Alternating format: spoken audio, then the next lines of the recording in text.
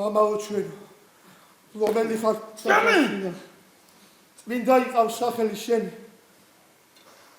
მოვიდეს სუფევა შენ, იყავ ნება შენ, ვითარცაც ათაშინა, ეგრეცა ქვეყანას და ზედაპირი ჩვენი არსობისა, ხალხი ჩვენი არსობისა, მოგვეწვენ დღეს და მოგვიტოვეთ ჩვენ თანადებელი ჩვენი, ვითარცა ჩვენ მიუტოვებთ თანადებდება ჩვენთა და ნუ სამიყვანეთ ჩვენ გასასწრებსა, არამედ გვიხდეთ ჩვენ ბოროტისაგან. ამინ.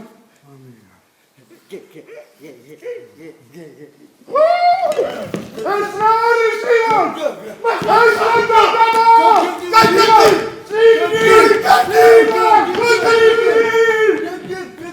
ზუგდიდის თეატრმა მაყურებელს პრემიერა შესთავაზა.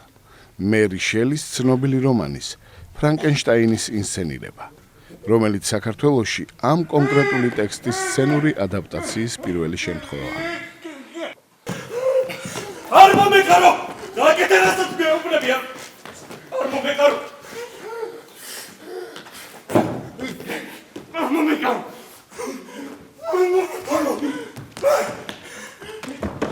ფრანკენშტაინი ამბავია იმის შესახებ, თუ როგორ შობს უსიყვარულობა ურჩხულს, როგორ იწვევს უპასუხისმგებლობა უბედურებას.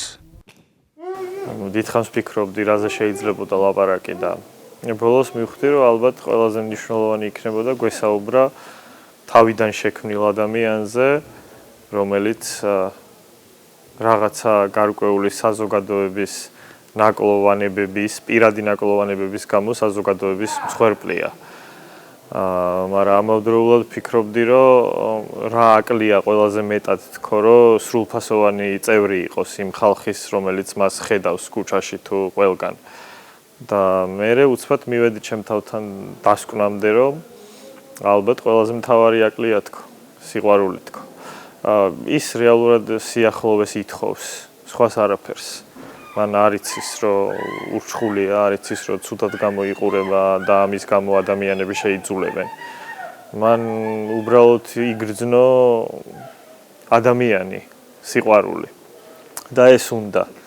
და ყველაზე მთავარი ალბათ ეს იყო, რომ ამ მსოფლიოში და ამ მოცემულობაში როგორ შეიძლებოდა თავიდან დაალბადებულიყავით და ყველაზე მთავარი, რომ სრულფასოვანი ადამიანი გამხდარიყავით, გვაკლდა სიყვარული. და ამ უსიყვარულობაზე მინდოდა მსჯელობა ჩემ თავთან. ეს იყო ყველაზე მთავარი.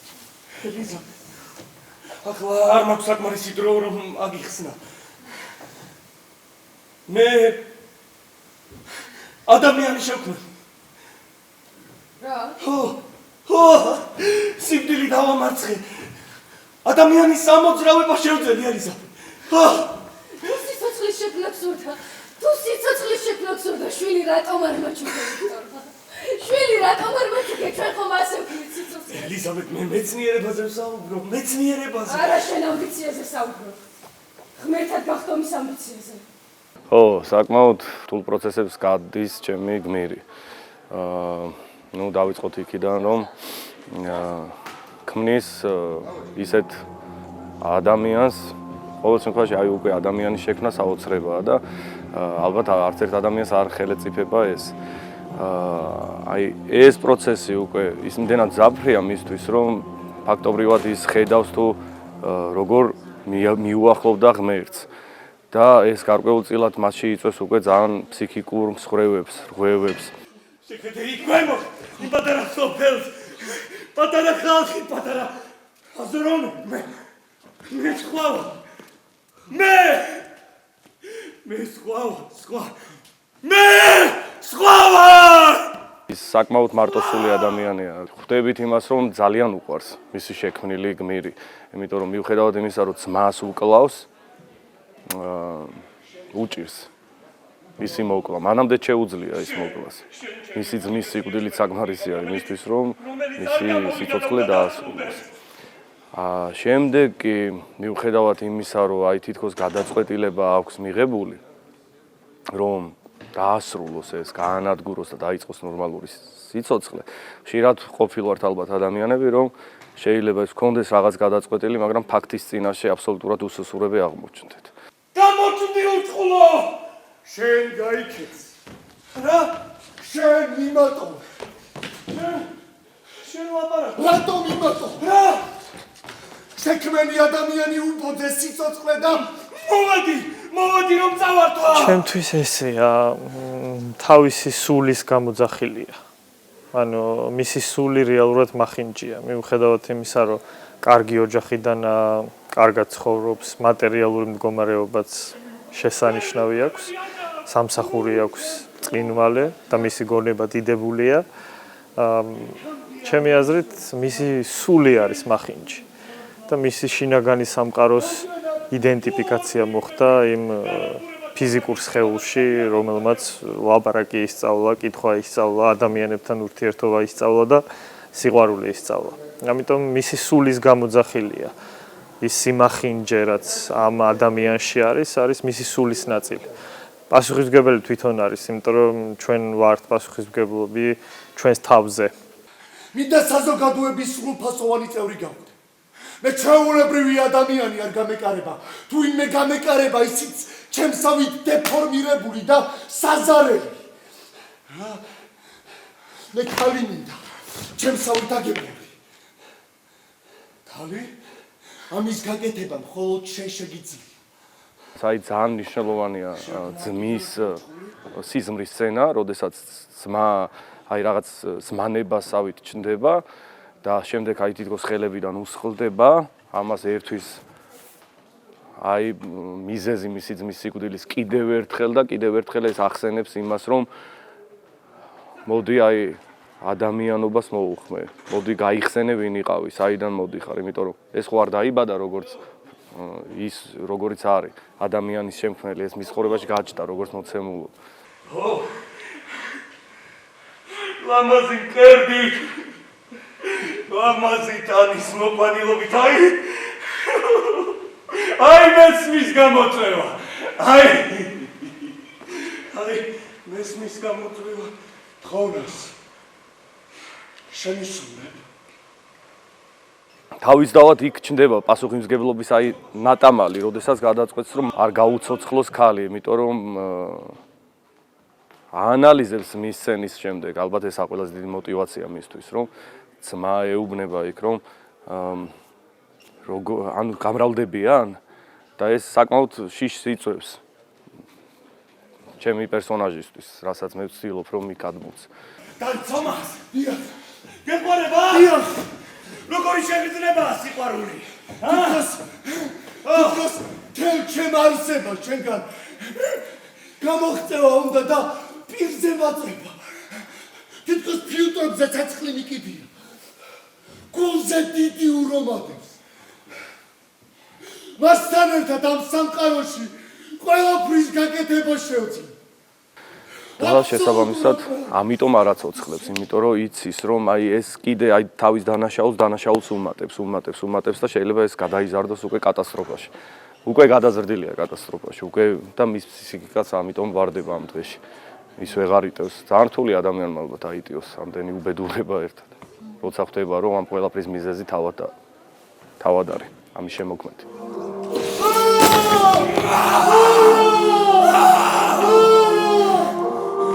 სიყვარულის შექმნა თხოვა. რო შეგიქმნი და თანხმობა მიიღო. მართლა წავიდოდა და გადაიკარგებოდა მთაში. და თავის თვალწინ ქალზე, რომელსაც ოცნებობს, იმ ქალს უჩეხავე. ეხა დარწმუნებული ვარ, მოდი მოსტრის გადავდოთ გვერდზე. ჩვეულებრივ ადამიანს საკუთარ მეუღლეს შეყვარებულს ალბათ ბევრი გადადგამს შურიზიების ნაბიჯს. რა? ალბათ სამწუხაროდ თუ საბედნიერო რა თქმა უნდა არა შურიზიება რაც არ არის კარგი, მაგრამ ადამიანებზე ვდგავ, ჩვენ როცა ვსაუბრობთ პიცარნაგიდან, ჩვენ ადამიანებს ვესაუბრებით. ეგა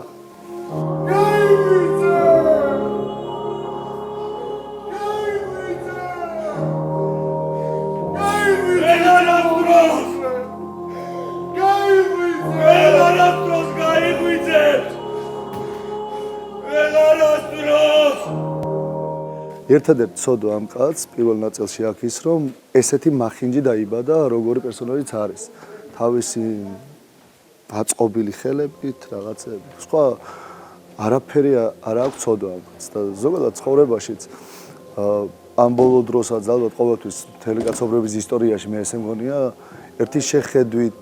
ერთი შეხედვით ყოველთვის რაღაცებს წყვეტთ, რაღაცებს განვიხილავთ და საერთოდ ადამიანების პრობლემა მგონია რომ სიღრმეში არ ჩადიან ამა თუ იმ პრობლემაზე ჩვენ თუ ადამიანს ვეხებით ადამიანი ხო არ არის მარტო ერთ წახნაგოვანი რომ მარტო ერთი ჭრილიდან შეხედო ან რაღაც იქ ბევრი სიღრმეა და ყველაფერს აბსოლუტურად აქვს თავისი გამართლება რატო აკეთებს ამა თუ იმ საქციელს და ქუჩაშიც რო დავდივართ ადამიანებს რო უყურებთ რავის არ აწერია სახეზე რომ ეს ბოროტი ბიძია ეს კეთილი ბიძია პირიქით ზოგჯერ ისე აღმოჩნდება რომ რაღაცა ეს კეთილი ნიღბის ქვეშ დიდი ბოროტება იმალება ხოლმე ასე რომ ძალიან სათქმელიანი მასალაა სანამ უცხოში ცხოვრობთ უცხოდველები ბოროტება საზოგადოების დაყოფია ღმერთი არ გასაზღვრავს როგორ იქნება ადამიანი ცუდი თუ კარგი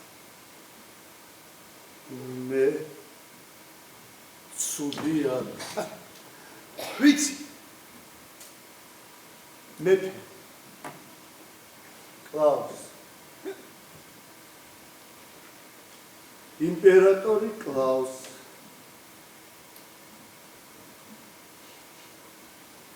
მე სწრაფადიჩის ერთი მერაბ კაკალიას გმირი რომელსაც ბრმა მოხოც თამაშობს იქ ნახა რძის სიმბოლო როცა არის რძე და ალევია და იმანაც კი იქ დაპირდა საკუთარ თავს ალბათ რაღაც მომენტში ეს კაცი რომ აღარავის აღარ აპატიებდა შეურაცხყოფას თუნდაც უსაყვარლესი ყოფილიყო ამაზე ალბათ ნალაპარაკები გვაქვს ჩვენ პარტნიორებს როცა განვიხილავდით სამაგიდოზე ამ ყველაფერს რეჟისორთანაც და რაღაც შევთავაზეთ რომ იმდენი ტკივილი მიიღო მანამდე გმირმა რომელსაც სახელი არ დაურქმევია არავის რომ რაღაც მომენტში დადგა იმაზე რომ მე ამას მაგიტო ყოველთვის მის შვილებს მაქსიმალურად ერიდება რომ არა მე არ დაენახებოდა არასოდეს არ დაენახებოდა სანამ ის არ დაიჭერს და ფაქტის წინაშე დააყენა შემოდის და უბრალოდ და მაქსიმალურად რომ საღამო მშვიდობისაა და ერთი როგორც ყოველთვის როგორც ხშირად ერთი შეხედვით გამოტანენ დასკვნები მახინჯო ცემენ ქამრით შეურაცხყოფენ და მაგის მერე ხდება ის რაც ხდება ხოხის გადაწყვეტა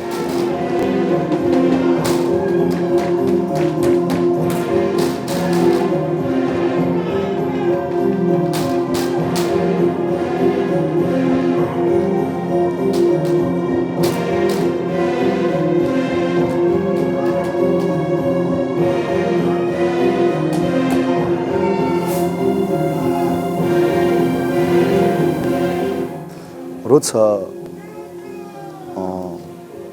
გმირთან გაქვს მუშაობა, რაც არ უნდა ცუდ რაღაცებს ჩადიოდეს, არტისტი უნდა, ჩემი აზრით, უნდა უგებდეს მას. ჩვენ ხო ადამიანები ვართ, შეცდომებს უშვებთ. მაგრამ მით უმეტეს მონსტრზე როცა საუბარი, ის სხვა სიმძაფრით უშვებს შეცდომებს. ეგეთია. რა თქმა უნდა, ცუდია მკვლელობა. არ არსებობს სხვა ორი აზრი ამას. მაგრამ გამართლება აქვს და მე მგონია რომ მაყურებელი როცა გავიდა დღეს თეატრიდან რაღაცნაირად ამ გმირზე არ დარჩენია რომ საშინელებაა და მონსტრია რაღაცნაირად გულიც შეტკივა ალბათ მე ესე მგონია არის თქვენ თვითონ როგორი შთაბეჭდილება დაგჭათ გეტკინა ცოტა მაინც ეს გმირი დამენალა იმიტომ სიყვარულში თხოვს სიყვარული არსად არ არის ზუსტად ისაა ჩემი სათქმე როგორც თქვენ აღნიშნეთ რომ დაგენანათ ეს გმირი იმიტომ რომ სიყვარულს ითხოვდა სიყვარულის გარდა ყველაფერი მიიღო ცემა ლანძღვა გალახვა და მან ცხოვრება მის აქცია ისეთად როგორაც აქცია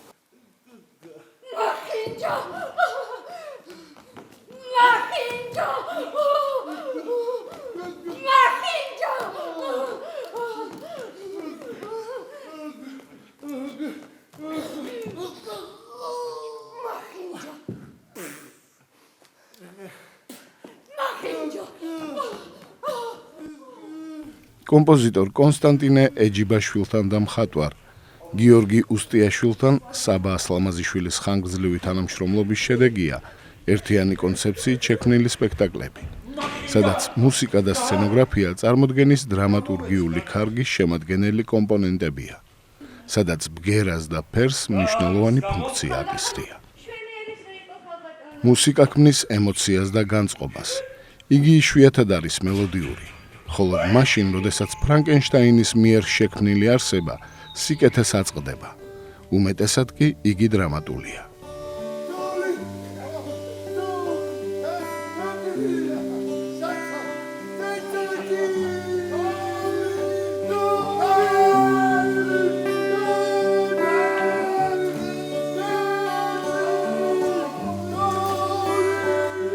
სცენოგრაფია მინიმალისტურია.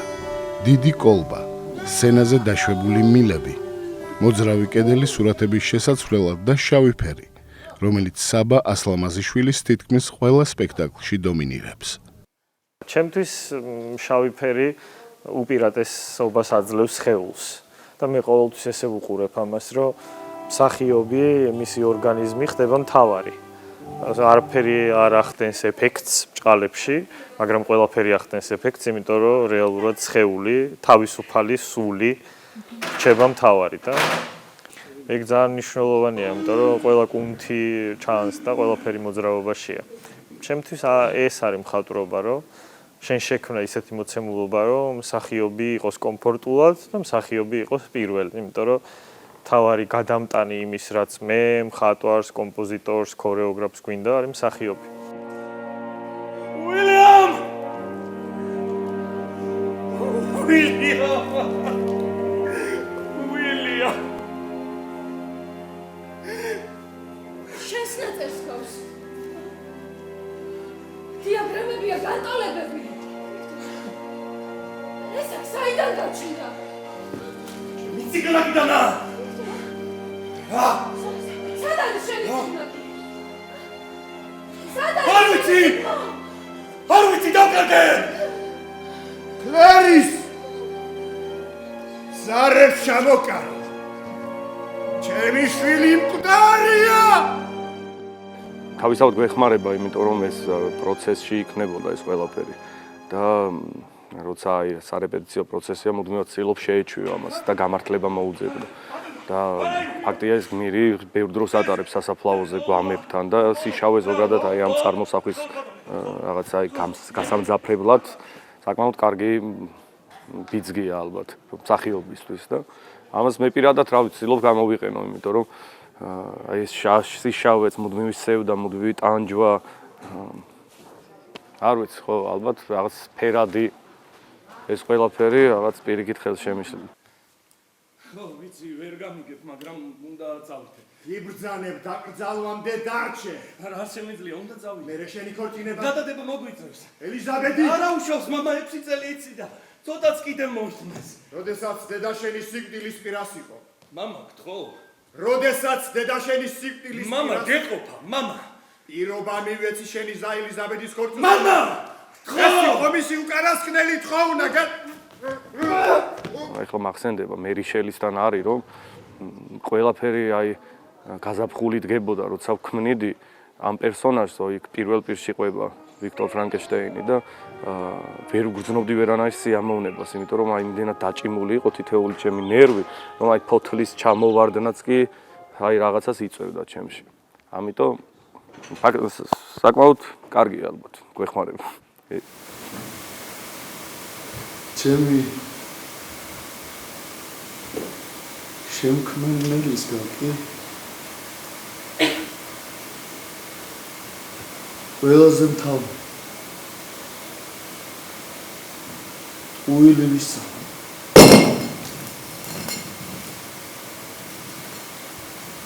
უილი ელიზაბეთ იცით მე ამ საღამოს არაჩვეულებრივ ადამიანს ვიქტორ მან პირობა და ვიქტორ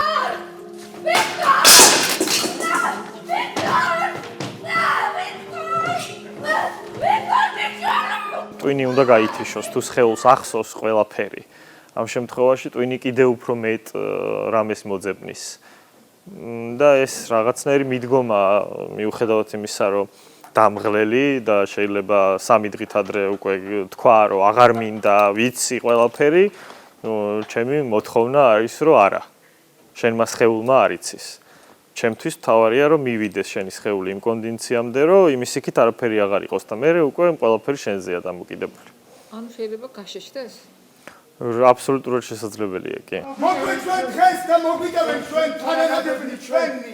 ვითარცა ჩვენ მიუტევეთ თანამდებობა ჩვენთა. და ნუ შეგვიყვანეთ ჩვენ გამოსახსა. არამედ ჩვენ ამინ. მგონია, რომ ეს ისეთი სპექტაკლია, რომელიც პროცესის გაგრძელების ნაწილია, იმიტომ რომ დღესაც უამრავი რამ იყო იმპროვიზირებული შიგნით. ეს რა თქმა უნდა მაყურებლისთვის შეუმჩნეველია, მაგრამ ადამიანებმა, ვინც პირობითად 10 ჯერ ვნახეთ ერთი და იგივე, შესამჩნევი იყო. თავისთავად ყველა მსახიობი ამას იტყვის, რომ თუ გინდა მაღალ შედეგამდე ახვიდე, ამას ჭირდება მუდმივი გადაწყობა. პირველ რიგში ფსიქოსომატური აპარატის და მე უკვე აი სხეულიც მოყვება და ამ სხეულსაც თავისთავად ვარჯიში და მუდმივი შრომა ჭირდება. რა თქმა უნდა. თავარია, რომ ერთმანეთი ბოლომდე იგრძნონ. ეს მნიშვნელოვანია და ეს მიიღწევა, როგორ თქვა რა, ძალიან ბანალური ფრაზაა, მაგრამ გამეორება ცოდნის დედაო და სკოლაში სულ მეღიმებოდა ამ ფრაზას რო ამბობდნენ. მაგრამ მე როცა ამ პროფესიაში მოვედი, დრო რო გავიდა, მივხვდი, რომ ყველაზე მნიშვნელოვანი ეგ არის. ბევრჯერ, ერთი და იგივე, ბევრჯერ. და არავინ არ იცის მე რა მოხდება და ეგ საინტერესო შეგრძნებაა. ამიტომ ალბათ ამით აღწევენ შედეგს. მე ჩამიწია რა ვაბრუნო.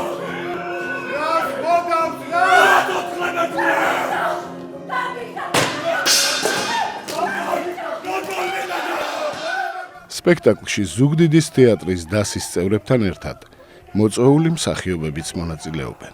ამ შემთხვევაში მოცემულობა იყო რაღაცა ესეთი, როცა გადავწყვიტე ეს ტექსტი. იქვე დავფიქრდი, რა მოცემულობა იქნებოდა ზუგდიდის თეატრში. იყო გარკვეული შემოთავაზებები და ამ შემოთავაზებებში დაიბადა ეს ყველაფერი პარალელურად. ამიტომ იქიდან გამომდინარე ვიმსჯელეთ ამ ყველაფერზე რა მოცემულობაც იყო. ამაზე გრძელი პასუხი არ მაქვს. გიგა აბულაძესთან აი საკმაოდ ბევრი გვაქვს ერთად ნამუშევარი და სხვადასხვა სპექტაკლებზე. და თავისთავად ერთ-ერთი ჩემი უსაყვარლესი პარტნიორია. რა თქმა უნდა კომფორტულია, როცა უკვე რაღაც იცნობ, იცი როგორ გამოგხედავს, იცი რა ენერგიას ატარებს, ეს კომფორტია თავისთავად. და სხვა მსახიობების თავისთავად ყველასთან არ მომიწია გადაკვეთა, მაგრამ ვიტყოდი რომ ერთ-ერთი საუკეთესო დასი ყავს ზუგდიდის თეატრს და მადლობელი ვარ ბედის, განგების, სამხატვრო ხელმძღვანელის გიორგი კაშიასი და ყველასი, ვინც ჩართული იყო ტექნიკური ჯგუფის და აბსოლუტურად ყველასი, იმიტომ რომ აქ უყვართ თეატრი და მადლობელი ვარ ამისთვის. მამა უნდა იყო. გაგიშვი. თუ ჩემს კითხვებს უპასუხე. რა გნებავთ, ბატონო? ერთ ადამიანს ვეცე. ვარად ფრანკენშტაინის. ჩემი გვარია ფრანკენშტაინი. არა, მახინჯა! უილიამ ფრანკენშტაინის როლს ნოდარ ბერულავა ასრულებს. პატარა მსახიობთან მუშაობა რეჟისორისათვის აღმოჩენებით სავსე პროცესი იყო. შემიძლია გულწრფელად თქვა, რომ დიდი ხანი ვეძებდი თეატრში რაღაცა პირველად. აი პირველად იმპულსებს, ემოციებს, საკმაოდ დიდი ხანი ვეძებდი. მე სიღნაღის თეატრალურ ფესტივალზე როცა შევხვდი მოყვარულ მსახიობებს, რომელსაც რაღაც გარკვეული პროფესიული ცოდნა არ ჰქონდათ, მანდ მივხვდი, რომ ეს ყველაფერი ჯერ კიდევ არსებობს თეატრში, იმიტომ რომ მე დიდი ხანია ეს დავკარგე. და რო ჩამოვედი აქ რეპეტიციებზე და ეს ბავშვი რო პირველად წამოვდექით ფეხზე და შეუდექით პროცესს, მე მივხვდი, რომ რასაც ვეძებდი ამდენ ხანს, იმიტომ რომ აბსოლუტურად არაფრის თქმა არ არის საჭირო. აი ყველაფერი, აი პირდაპირ და გულწრფელად ვიტყვი სრულიად, აბსოლუტურად არაფრის თქმა არ არის საჭირო. ყველაფერს მიყვებოდა, იქვე რაც ებადებოდა, ყოველგვარი პროფესიული ფიქრის, არ ვიცი, ამას შეიძლება ვიღაცა მისაყვედუროს, მაგრამ ყოველგვარი რაღაცა ზეამოცანის, ქვემოცანის ან ქვეტექსტის გარეშე ის პირველად ხელზე შეეხებოდნენ და რეაქცია ჰქონდა. პირზე შეეხებოდნენ და რეაქცია ჰქონდა. გაუგნებული ვიყავი, იმიტომ რომ არაფრის თქმა არ დამჭირდა. არა მაშინ. მაქსიმალურად ვიხარჯებოდი და მუშაობდი, რაც რეჟისორი მავალებდა, ყველაფერს ვაკეთებდი. არ ვიცი, უფრო იმიტომ გამიხარდა, რომ ფრანკენშტეინის ძმა ვიყავი. კარგი ურთიერთობა მაქვს მსახიობებთანაც, რეჟისორებთანაც და მიყვარს ეს სფერო. თამამ ვიყავი, არ მეშინოდა, არც ნერვიულობდი და არ ნერვიულობდი რა და თამამ ვიყავი ყოველთვის. ტექსტის დამახსოვრება ადვილია? კი, ვსწავლობდი ადვილია. ცოტა ტექსტი მქონდა და ადრე დამიმახსოვრე.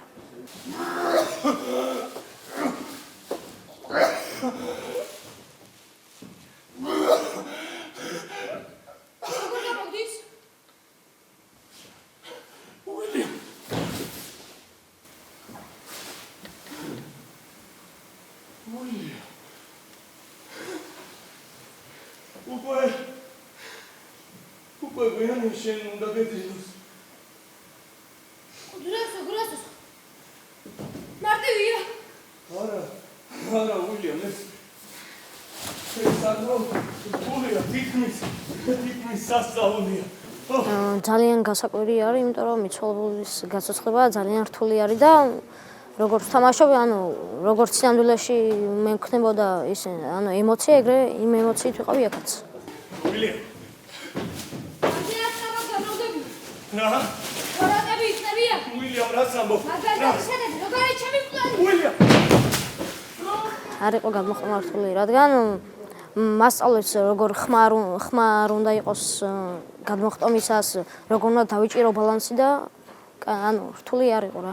იმათაც სწორად მქონი მეც ძალას ვატანდი, რომ ცოტა ჩემი ის არ გამოჩენილიყო, არ დაედგინათ მაგამდე სანამ გავცოცხლებოდი, რა სახი მქონდა და მთელი ძალა დავატანე მაგას, რომ არ შევემჩნიე ვიღაცებს.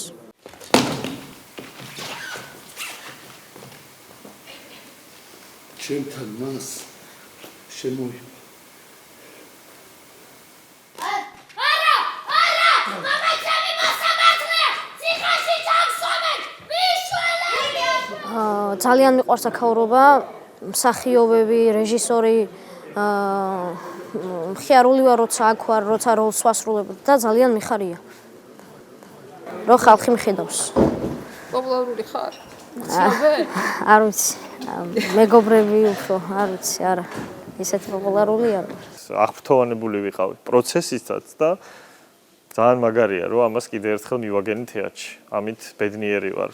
ამ პროცესით ბევრი რამით ვარ ბედნიერი, მაგრამ ამ ბავშვით, ამ იმპულსებით, ნამდვილი გულწრფელი თეატრალური იმპულსებით ძალიან ბედნიერი. როგორი შეგრძნება გრძნობების ქონა.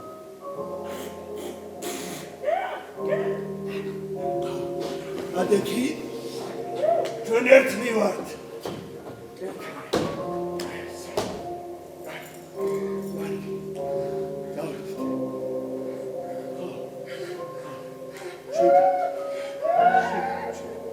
მადლობა პირველ რიგში ზუგდიდის თეატრს, ქალბატონ ემას, ბატონ გიორგის ხელმძღვანელობას ამ თეატრის, ჩემი მოწვევისთვის, ჩემი გუნდის მოწვევისთვის, იმიტომ რომ ეს ძალიან მნიშვნელოვანია ჩემთვის, რომ მოძრაობ არა მარტო, არამედ ჩემ გუნდთან ერთად და კიდევ უფრო მეტად ვითარდებით პროცესში. მადლობა ამ თეატრის მსახიობებს, ყველა იმ ადამიანს, ვინც ამ პროცესში იყო ჩართული, ტექნიკურ ჯგუფს, რა თქმა უნდა, ჩემს გიორგის მხატვარს, ჩემს კოტეს, ყველას ძალიან დიდი მადლობა, იმიტომ რომ ჩვენთვის ეს ყოველ ჯერზე ახალი გამოცდილებაა. მადლობა მთარგმნელს, რომელიც არ მიხსენებია ამ პიესის, სანდრო კახეთელიძეს. ვფიქრობ, რომ ძალიან საინტერესო ტექსტია არსით. და მგონია, რომ ამ ტექსტში კიდე ბევრი რამე არის მოსაძებნი და იმედი მაქვს, რომ აწ-და მომავალში ეს სპექტაკლიც თავის სათქმელს იტყვის და ამ პიესისადმი ინტერესი გაჩნდება, იმიტომ რომ მნიშვნელოვანი რაღაცეებია შიგნით. შეიძლება ლიტერატურულ ენაზე, მაგრამ ქმედითაცაც ბევრი რამეა მოსაძებნი. მადლობა ყველას. მიხარია, რომ აქ ვართ და რა ვიცი, ამ პროცესის ნაწილია მთელი ეს თეატრი. სიყვარული გადაარჩენს სამყაროს. ამაში კიდევ ერთხელ დავწმუნდი. ოღონდ არსებობს თუ არა სიყვარული, ეს არ ვიცი. ამით დავასრულეთ. ვიქტორ!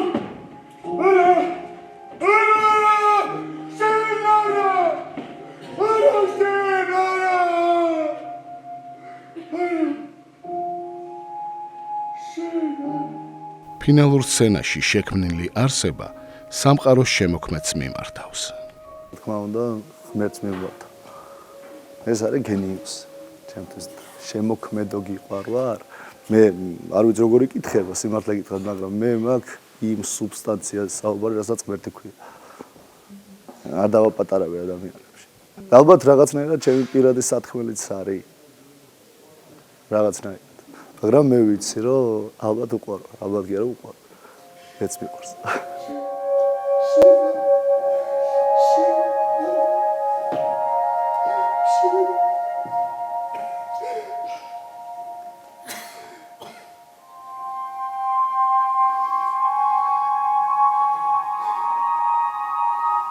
შემოქმედო